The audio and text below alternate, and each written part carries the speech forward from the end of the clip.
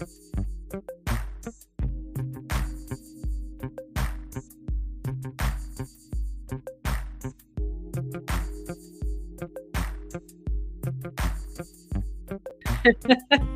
morning, everybody, and welcome. So, thank you for joining me this morning. Yeah, I have buy me a coffee. So, if anybody wants to buy me a coffee, they can buy me a coffee. That would be absolutely fabulous. I'll never say no to a coffee. So, thank you, thank you, thank you. Thanks for everybody for coming in and joining me. Man, crazy. Not only is the energy crazy, besides that, and where the planets are, um, I don't know if you guys heard about the Jane Arden thing, which is, like, so embarrassing. And I had to Google to make sure it was the truth, and, of course, Google's, of course, the be all, end all. Of course, it's gonna tell me the truth, right? But anyways, Jane Arden went to the hospital, and I guess, when she went to the hospital, I don't know where Jane Arden lives. I don't know if it's Calgary or Edmonton, but anyway, she went to the hospital. She was playing a virtual game, and one of those virtual games with a little thingy on your eyes and stuff like that. And she was walking across. It looks like she said she's walking across a bridge, and she fell. And of course, when you're playing those games, it's like you actually fall. So she fell, and she fell on the back of her head, and she cracked her head open. So of course, she's blood everywhere. Head, um, bleeds a lot. So they took her to the hospital. Fine. She finally got in after a couple hours waiting in the emergency, bleeding. Got into one of the rooms, but she didn't get seen by the doctor right away. What they did, the nurse brought a bowl with gloves and handed it to her partner, her husband, I guess, partner, husband, whatever, and asked him to clean it up. If he could just start cleaning the wound up. What the fuck? So he's a good man. He did, you know, and cleaning it up. So that's good man, good on him, good on him. And then I guess they put staples in. She had to get staples, and then they gave her instructions on how to remove the staples in 14 days. Not to come back to the hospital to get them removed, but explaining to her how they should remove those staples so that if she removes them wrong, it could, tear the skin. Okay. There was a $5 million surplus with our Alberta healthcare system. Yet they are cutting jobs. I don't know. That's just it just boggles my mind, you know, with this and the whole rhetoric of our healthcare system. And, that they need to save more money. And so they're not posting new. One guy was saying, well, we should not post for new positions and things like that, you know, and cut staffing, but continue to still offer everything that we've been offering.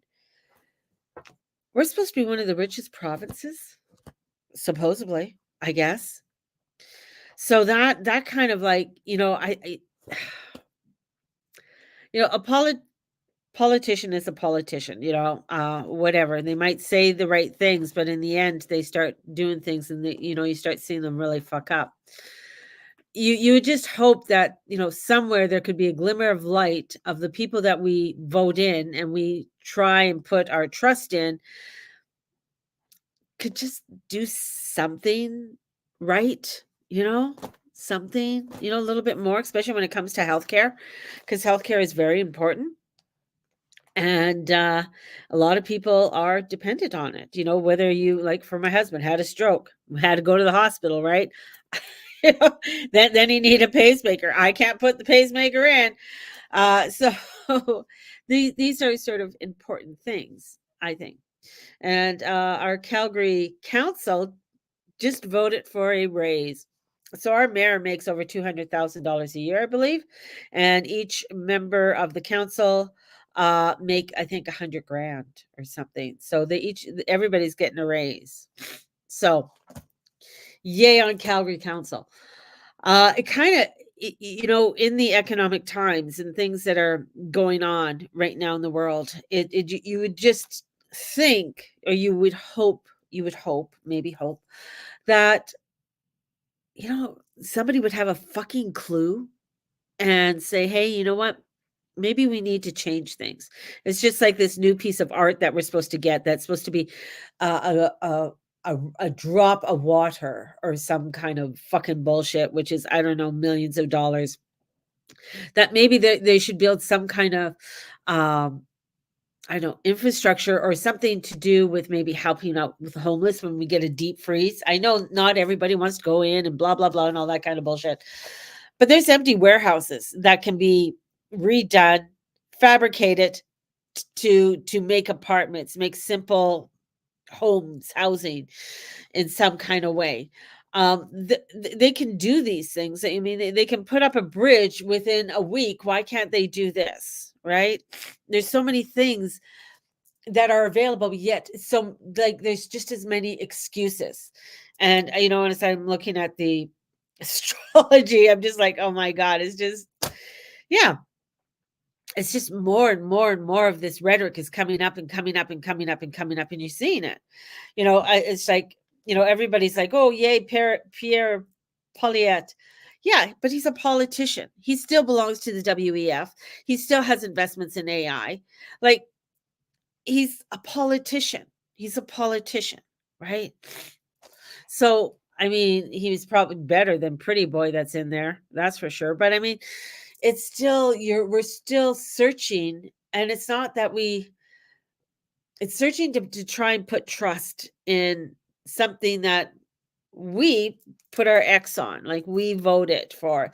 Yet it just seems more and more that is it is it worth it kind of thing. And as I look at the moon, a lovely moon squaring over to Mars, and that's just a very minor one, but it's still, wanting to take the action. They don't want to switch places. I mean, yeah, the Mars wants to be over in Aries, but the moon sure in the hell doesn't want to be over in Capricorn. It's ruled by Cancer, the opposite across the way. So of course it doesn't want to go into Capricorn because it's too hard. It gets too much on the emotional body, and that's where we're at. There's so much taxing our emotional body, our feelings, our the way that we want to do things, the way that we want to strive. And it seems like we're trying to move forward within this world, within the Muggle world, and it's getting harder. It feels harder and harder to do so. And I mean, just going to the grocery store is like no easy feat, and we all know this. So this is where, we might feel that, you know, it's just like a lot, but we can't get too obsessed over this. Yeah, it's crazy. Yeah, it's like nutty and overwhelming and um just outright fucked. And even with the Davos thing, don't even like that's just another crazy uh bullshit thing that's been going on since the 70s, but it's a bunch of bullshit. Of I think more people are paying attention to it now, and these unelected buffoons that are there trying to, I don't know, rule the world in some way. But I feel like this is where things are faster, they're more intense, and we can't get into the self victimhood of this. And there's a lot of bruises at it and the energy, and we have to look that we're doing our best at this time. Right now, I am still sick. So, snuffly nose and stuff like that, and not feeling too well. So, it's allowing ourselves not to be so critical. And especially with, yeah, we have Mars and got Mars and Mercury in Capricorn. And as they get a little bit closer, they can be very critical. They can be very scrutinizing and very underhanded. And this is where it's like we really got to watch, our thoughts and where they're going. And especially when you see some of these crazy stories that are coming out, it's like it gets to a point there's only so far it's going to go before everything's going to burst. And we know that. And the bursting is coming. The bursting's coming quicker, it's going to come faster than later. That's just within this world, this time. Right now we're with the sun getting closer to Pluto, and that conjunction with Pluto, that's going to be, one of the biggest ones so far this year for a conjunction and a planetary alignment. There's more to come. You know, this year is not, this is only the beginning. And I know a lot of people want to go away and hide, and they don't want to pay attention, and they don't want to do or be, or they just want to function. They just want to just let me do what I want to do. Yet the restrictions come on, and feeling very overwhelmed with the restrictions. This is where it's very important to become self-reliant. Being self-reliant is, and having, again, I'm going to stress it to you guys, having the community that you can find out things. If you don't know how to can, there's probably 3 other women down the street or men who know how to can. Reach out, find out about it. I feel sorry for Jane about going to the hospital, but when you're bleeding like that, where are you supposed to go? Excuse my nose. Where are you supposed to go? Like, are you supposed to just sort of, oh, I'm bleeding, what can I do? Kind of thing. And then having to get, needing staples to staple it all together. But this is where, again, it's self-reliance. We're coming to a point, even with our health and our health issues and things that are going on, that we have to learn how to be able to take care of ourselves in a lot of ways, unless it's an extreme emergency. But we are going to have to learn how to become self-reliant. That means you're going to have to learn a little bit more on what kind of herbs work for you. What does garlic do? What does onions do? What are the things, do you have essential oils, things like that? Educating yourself, getting books on that is going to be important. Actual books, not anything on Kindle or stuff, but actual books on how to take care of oneself. I remember years ago, my mother had a girl guide book on a first aid girl guide book. And she also had just a home remedy book on home remedies on, in case, you're sick, you got the flu, you got this, menstrual cramps, all kinds of things, right? And on what to use with everyday items within your home. And this is, especially as the moon the moon moves on through Aries, but as Pluto is getting into Aquarius, it's going to be coming into about the self-reliance. And that is going to be so important. It's going to be important. And I'm not saying that you fix your own broken leg or your own heart attack or, whatever, but learning how to take care of a lot of the minor things that are coming up, especially over these next couple of weeks, because we're going to be hearing a lot more about this, something crazy that's going to be hitting the fan over the next couple of weeks, and being able to take care of ourselves, hunker down. You're sick, hunker down. If you need to take aspirin or what have you, take the aspirin. But it's like hunkering down, taking things that are soothing, that are good for you, nourishment, taking that all in. I mean, that's what I've been doing. And that's going to be the important piece, especially as we're moving through this year. This year is going to be a year of learning how to be self-reliant, how to be able to take care of oneself, and how to take care of the ones around you. This is where you're going to find where, bruises and odd energy, and this is about embracing and doing your best in what you're doing. That Pluto, and we're going to be coming up to a Pluto-Uranus square, and it's in fixed signs. Uranus is in Taurus, and Uranus is stopped and will be going forward on January 27th. But the square will happen when Pluto starts going into Aquarius. That's not a fun square. Pluto Uranus. I got a Pluto Uranus conjunction in my chart. A lot of people my age would have a Pluto Uranus conjunction in their chart, but it's one about learning how to really go with the flow. Um, it's also about authority, and are you abiding by the authority? Or are you breaking away from authority? Are you questioning, stepping in and questioning things that are going on? Or are you just coming into compliance and acceptance? And here we have this energy that's will be forcing people to really make, and ask questions, asking questions about, why are we doing this? Why is our council getting raises? Like, what the fuck? Right? Uh, do you think our mayor is worth $200,000 a year?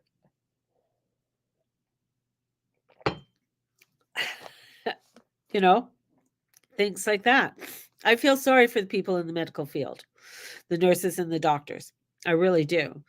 Um, this is where you're going to find little private clinics opening up, and people going to the private clinics, and also homeopathic medicines are going to be really becoming a big thing.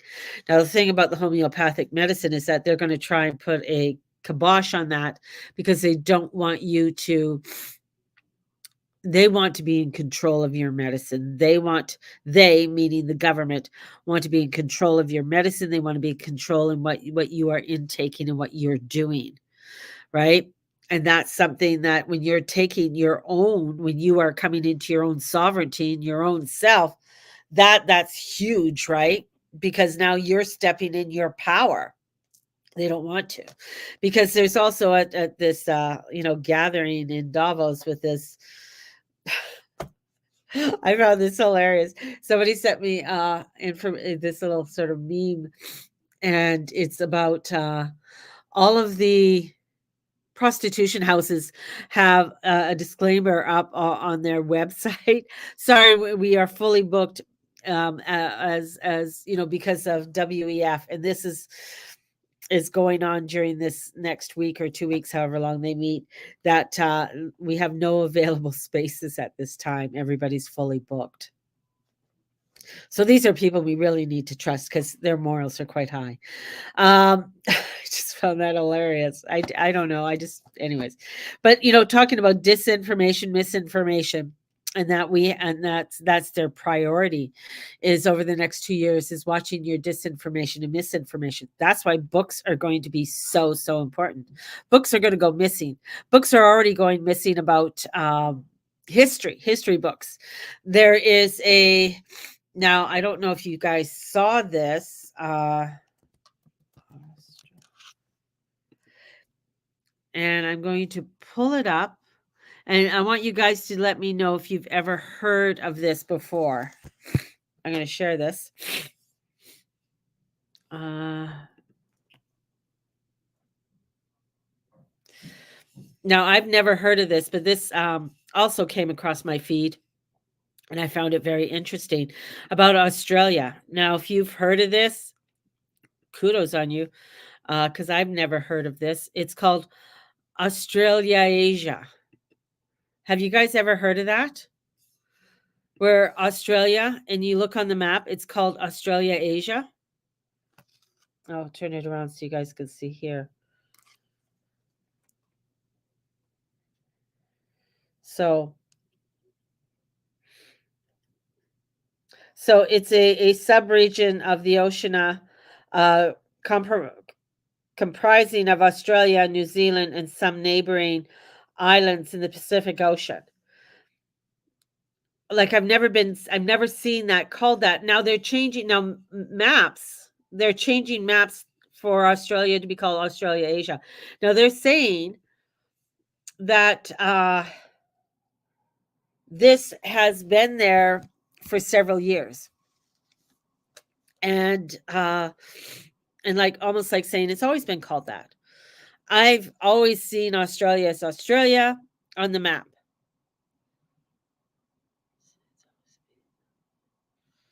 No, I've never seen that. was the very first time I've ever seen it. I've never seen that before. And I've talked to Aussie people, and Aussie people don't even know what the fuck I'm talking about when I say that. They're like, "What? What are you talking about?" Like, fuck off.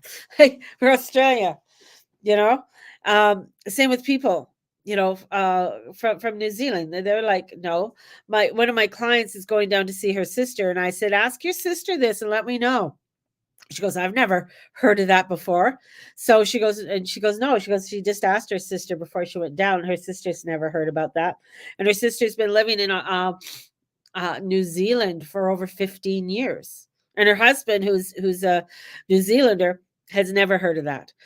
So it's interesting to see that, but that's all part of it. It's all part of, when we say disinformation and misinformation, is the information is going to start to change. They're going to try change the information, change what you receive, and change how it's going to be taught.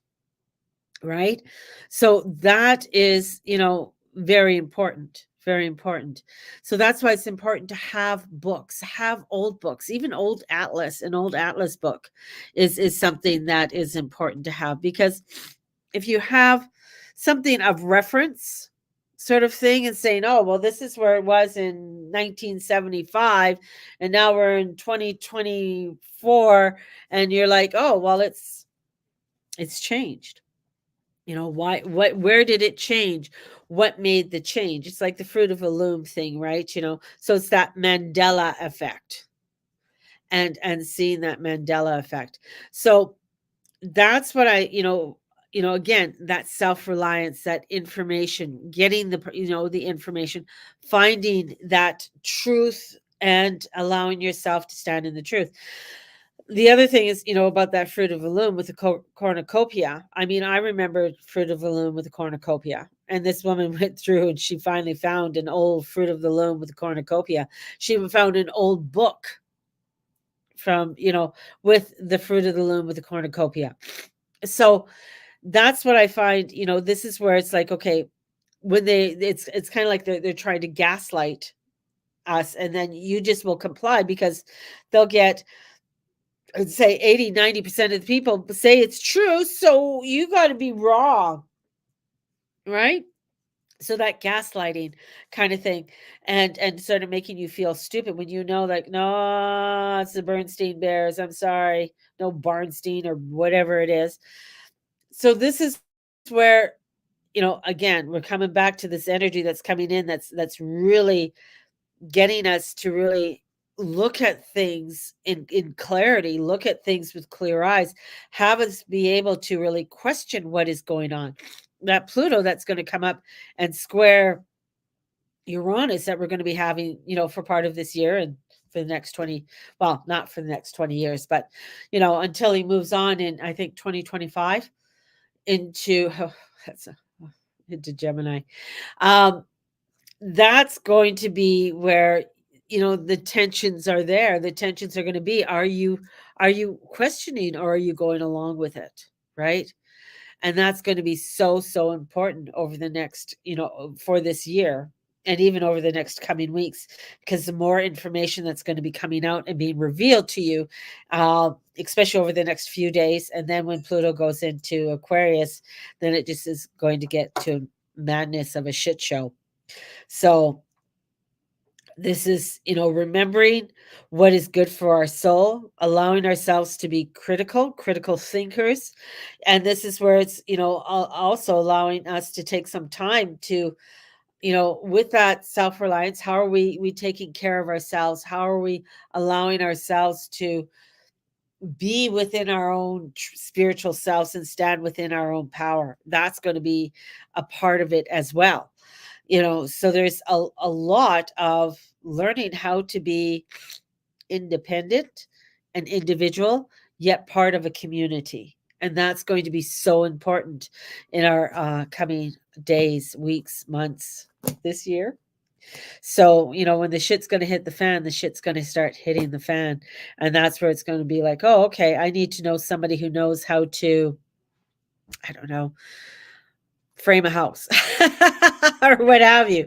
This is, finding those people who know how to do things. right? And having that self-reliance and gathering in people, etc. So hang on, we're in for another little ride through the cosmos as we go through this. So let me pull a card for you all because my nose is getting out of hand, and whew, this cold thing is not. The job that I got, I had to put it off for a week because I am not. I'm just. This is just knocking the wind out of me, man. And I don't think it'd be very good to be in public with a runny nose, kind of thing. And just feeling like crapola. So just doing my own stuff. I got my antiviral, taking that. I do like Buckley's. I do take Buckley's. And just resting.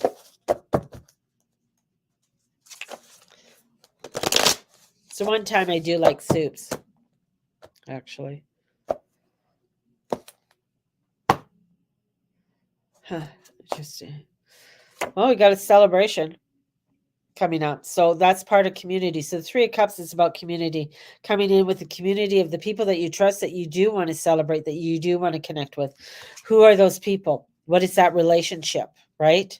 So looking at those, the relationships that you are, and staying on track with it, allowing yourself to stay on track with it.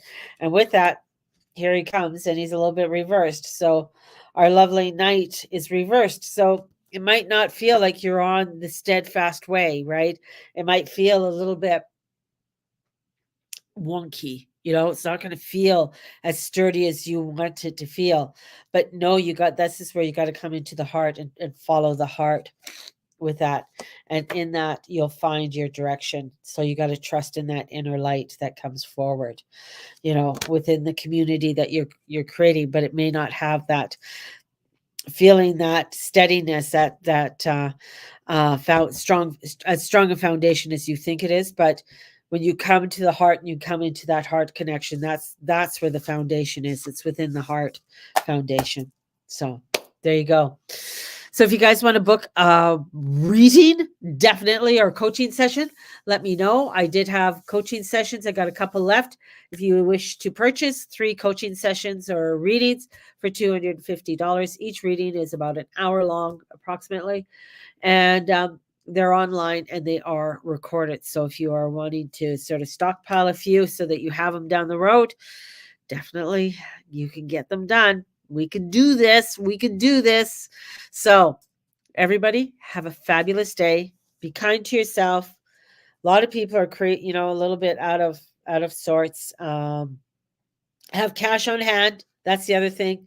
Right. I was going to tell you, the Walmarts, or the one Walmart that my daughter goes to, all the tills were down. Self checkout was down yesterday, and they couldn't take anybody through. People just left their carts and walked out of the store. And that was like after 30, 40 minutes of trying, waiting to see if the tills would come up, and the tills didn't come up. They were up this morning, I believe, but they were having problems last night with that. So that's an interesting scenario that's going on there. So make sure, stock up, make sure you have your cash on hand and all of that fun stuff. So sending you out so much blessings and stuff. All right. Have a good one, everyone. And we will talk to you soon. Bye-bye.